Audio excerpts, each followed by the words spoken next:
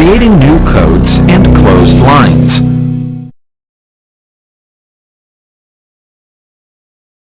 We can now look at two more features and options, creating new codes and closed features, such as building footprints or ponds, for example.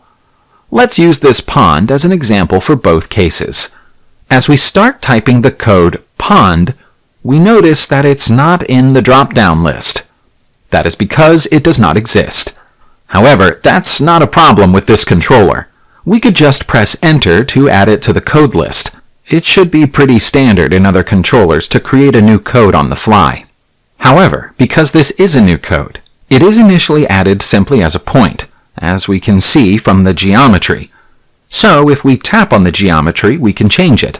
Because the pond is an irregular shape, we'll use spline functionality. With the spline figure selected, we can begin to measure our pond. As we are measuring points, the code box highlights the points being created, as we have seen in this video.